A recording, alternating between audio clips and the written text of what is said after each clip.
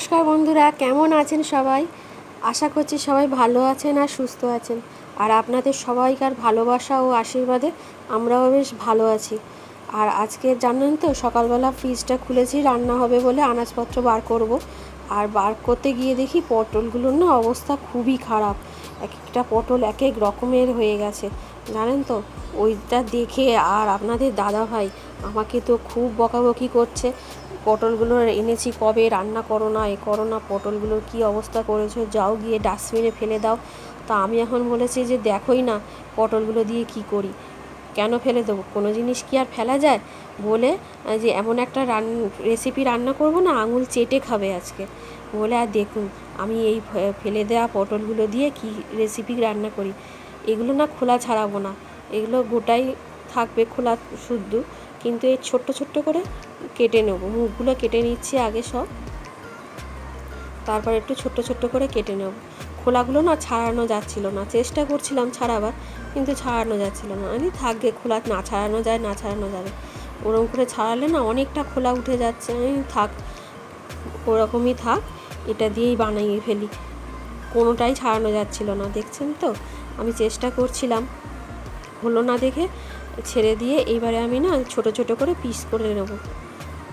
আর পটলগুলো এক একটা তো যেন মনে হচ্ছে বুড়ো মানুষ হয়ে গেছে, চামড়াগুলো কুঁচকে গেছে। আর এই রেসিপিটা আমার প্রিয় দিদিভাইদের বলছি, এই রেসিপিটা যদি একবার আপনারা বাড়িতে বানান, দাদাভাইরা আবার বাজার থেকে কিন্তু খারাপ পটলই নিয়ে আসবে কম দাম দিয়ে, যেমন আমার বাড়িতে হয়েছে।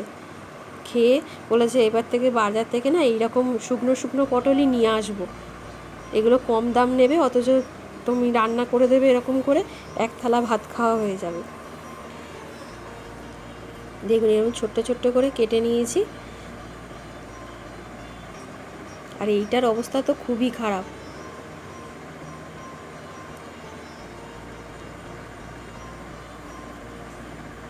আর এতক্ষণ যেসব দিদিভাইরা দাদাভাইরা আমার সঙ্গে আছেন তাদেরকে অসংখ্য ধন্যবাদ জানাচ্ছি।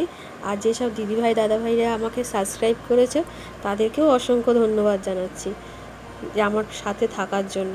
আর এই পটলগুলো কাটা হয়ে গেছে, এবার আমি ধুয়ে নিচ্ছি ভালো করে। যেহেতু খোলা ছাড়ানো নেই তো সেই জন্য একটুখানি ভালো করে কয়েকবার ধুতে হয়েছে।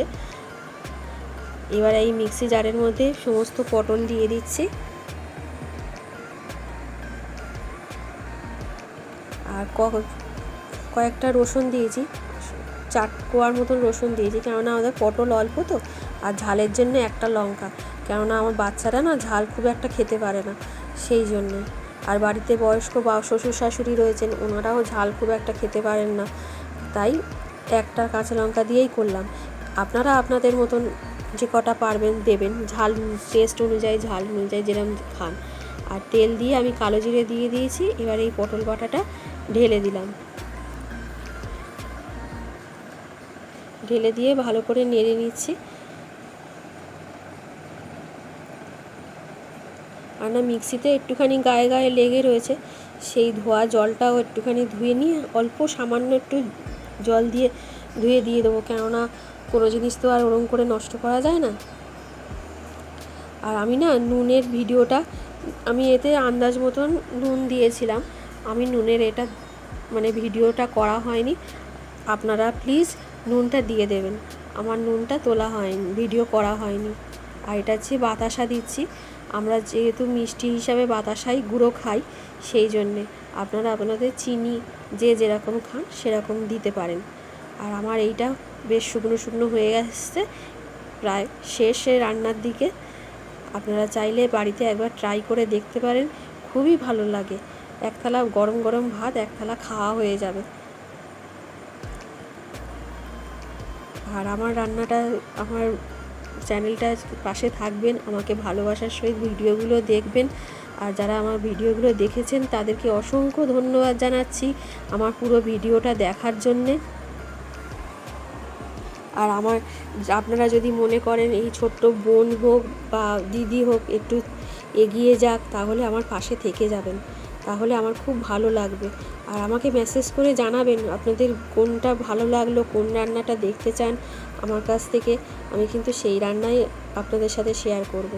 এটা বেশ শুকনো শুকনো মতন হয়ে গেছে। আমি এই এখন তুলে নিচ্ছি। পুরো কড়া থেকে না উঠে আসবে, আপনারা দেখলেই বুঝতে পারবেন যে এটা হয়ে গেছে। আর এই রান্নাটা আমার এখন হয়ে গেছে কমপ্লিট। আজকে রান্না শেষ। আজকে রান্না এই পর্যন্তই। আপনারা ভালো থাকবেন, সুস্থ থাকবেন। আবার অন্য ভিডিও নিয়ে নিশ্চয়ই আপনাদের কাছে আসবো।